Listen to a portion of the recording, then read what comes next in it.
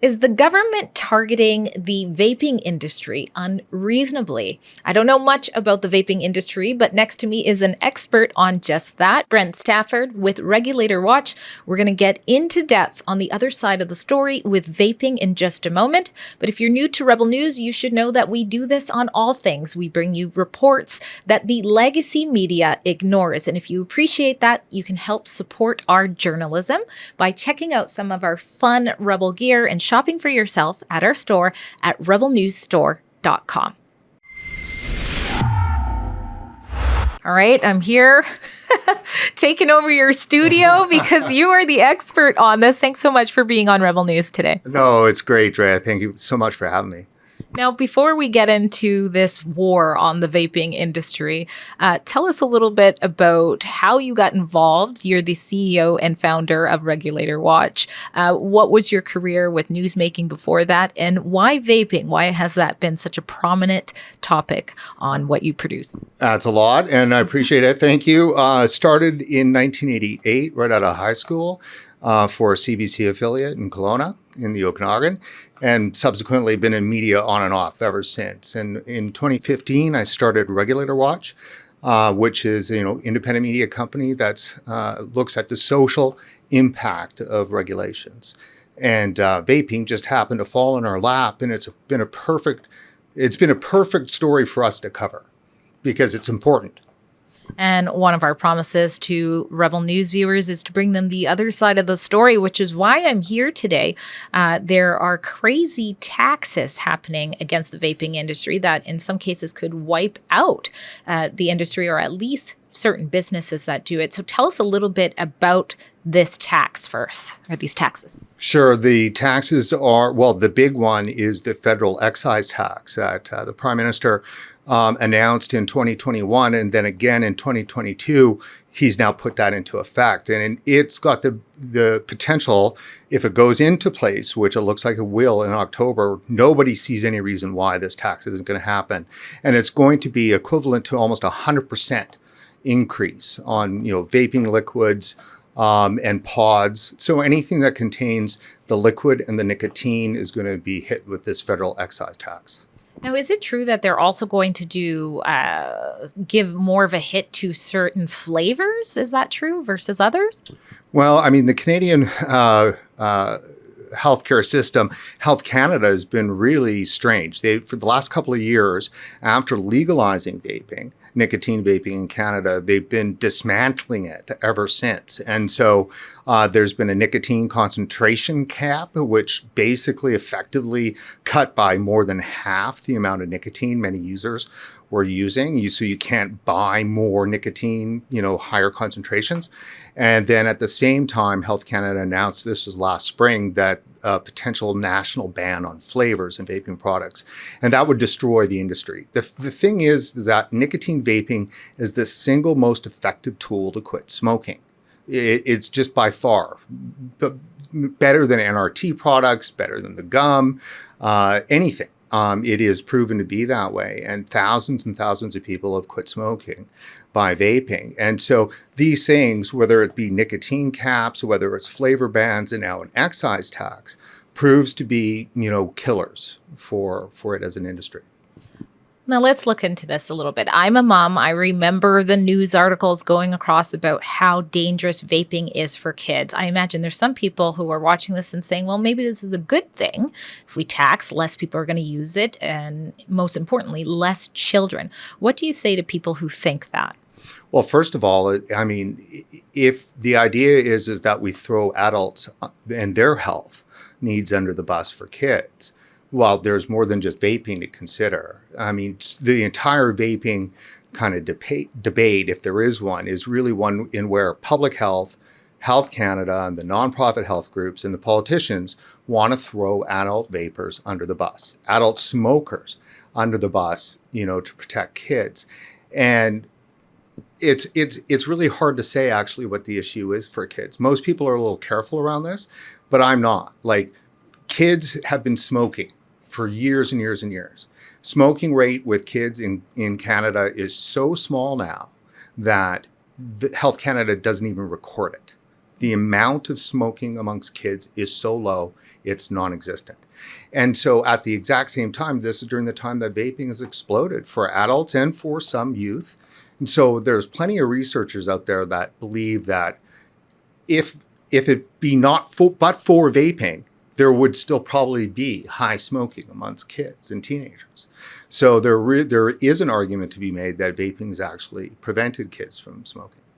Now, you impressively have interviewed over 100 researchers or doctors or scientists about this issue. What do you know, or how could you recap sort of the science debate when it comes to smoking versus vaping? Which is better when it comes to those things? That's a good question. The best way to answer that is first by saying that if you follow the science in terms of actually participating in science in a real way, you're going to come out on the side that vaping is dramatically, magnitudes less harmful than smoking. And in fact, there's a lot of evidence that shows that vaping of nicotine products, can actually even reverse some of the damages from smoking. And this is from, let's say, Public Health England, which is the Health Canada of England of the UK. They've come out for years now saying that it's at least 95% less harmful than smoking. In the UK, you can buy vaping products at retail shops in the hospital, right? So, there's plenty of jurisdictions where the science, it's like this. The science all depends on who's listening. And just as we've seen in COVID and so many other cases, there's a divide inside the scientific community when it comes to tobacco, vaping, and vaping products. And that schism is as deep and sometimes as acrimonious as we see in other politically charged debates around science. Now, you recently interviewed a doctor, Dr. Rudow. I believe he's a professor of medicine that works in a cancer department in the University of Louisville. He had some interesting things to say about the science or the studies and how they're poorly made. We'll just throw a clip of that right now. But with vaping, we've seen a rash of very bad research and in fact, distorted, exaggerated, and at times fraudulent research, making claims that vaping causes a number of different diseases. So that was just one of the points. But what do you think is the reason that perhaps public health is focusing so much on the vaping industry being a really big problem? Well, that's a simple answer. They're drunk on ideology. They are completely, totally in a position where they believe that they are dragon slayers. So they've obviously got an issue when it comes to big tobacco, because they do feel, and rightly so, that public health played a huge role in moving people off of cigarettes and really demonizing the tobacco industry. But all of those practices and so forth that they established and polished in their fight with tobacco, they're applying it now to nicotine vaping, and the facts don't meet the response. The facts is that vaping is not smoking, and that pretty much we could have a recreational nicotine market with vaping. It's the same that you could have a recreational cannabis market with vaping. How can we have a recreational cannabis market with people vaping? Health Canada approves and stamps those products.